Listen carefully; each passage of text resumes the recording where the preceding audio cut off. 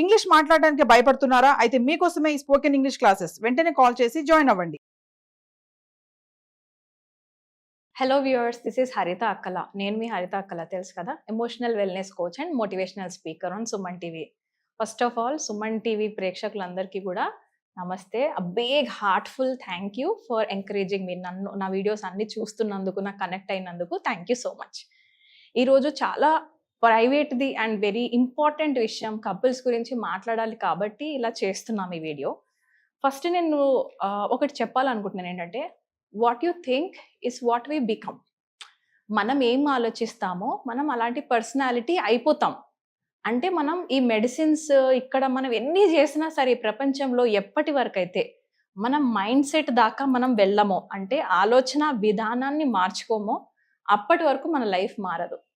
So మరి ఆలోచన విధానం మారాలి అని అంటే నేను మీ అందరికీ డోపమైన్ గురించి ఒకటి చెప్తాను.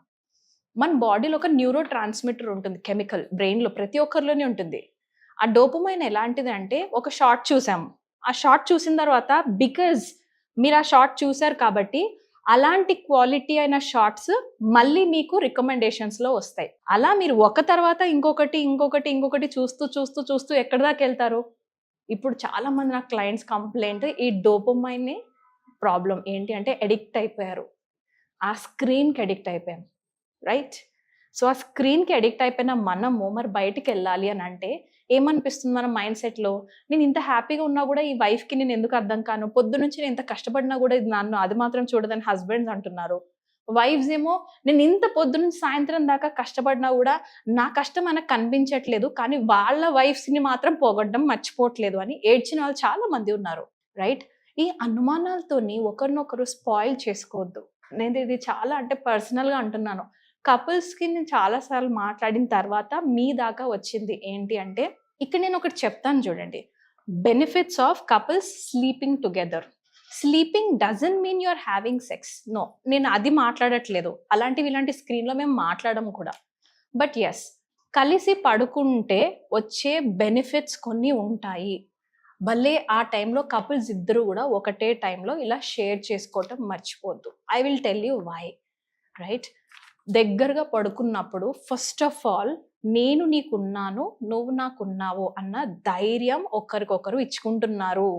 మన బాడీలో ఆక్సిటోసిన్ అనే లవ్ హార్మోన్ రిలీజ్ అవుతుంది. అంటే మా మ్యారేజ్ పెద్ద కాంప్లెక్స్లోకి ఏం లేదు, మేము బాగానే ఉన్నాము అన్న కెమికల్ మనందరికీ కావాలి, రైట్?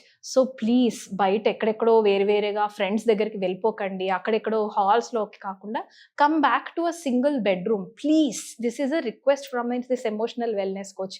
ఎందుకంటే ఆ లవ్ అనే ఎమోషన్ చాలా మంది మిస్ అవుతున్నారు.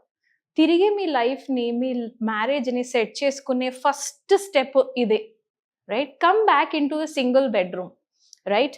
ఎందుకు నేను చెప్తాను. మనకి గూగుల్లో కూడా మీరు సెర్చ్ చేయండి. సపోజ్ యూ టైప్, నేను ఎందుకు నా వైఫ్ అండ్ హస్బెండ్స్ ఒకటే చోట ఉండాలి అని మీరు బ్రౌజ్ చేసి చూడండి, రైట్? మీకు ఇన్ని బెనిఫిట్స్ కనిపిస్తాయి, రైట్?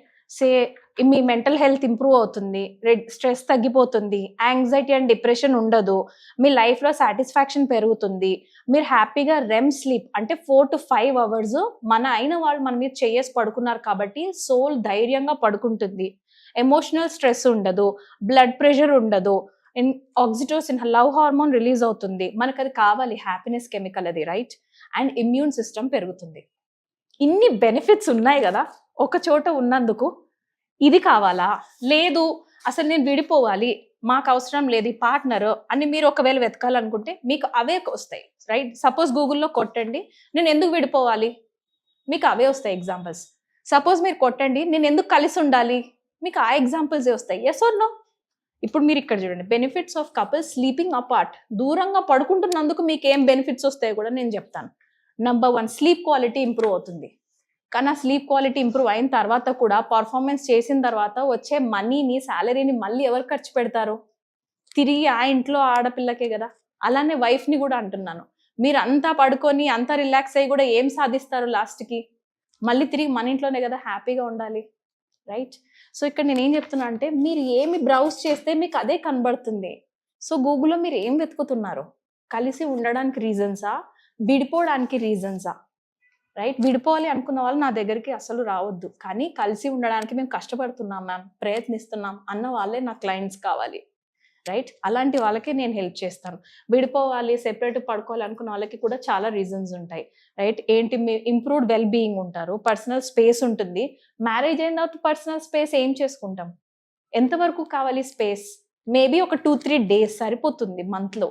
మొత్తం స్పేస్ తీసుకొని పర్సనల్ స్పేస్ 3 బెడ్రూమ్స్ తీసేసుకొని వైఫ్కి సెపరేట్ రూమ్, హస్బెండ్కి సెపరేట్ రూమ్, ఇద్దరు కలిపి 1 సింగిల్ రూమ్ అంటే ఇంకెన్ని రూమ్స్ పెరిగిపోతే మనం హ్యాపీగా ఉంటాం?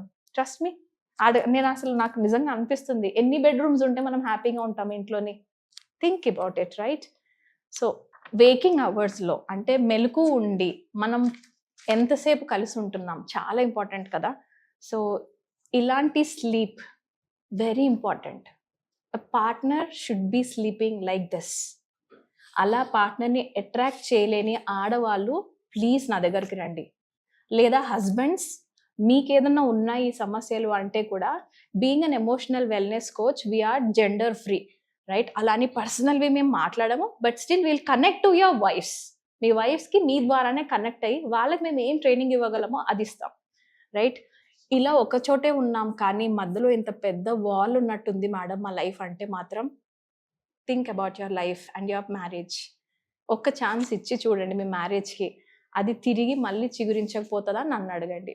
Right? So connect to us. Self love సెషన్స్కి కనెక్ట్ అవ్వండి.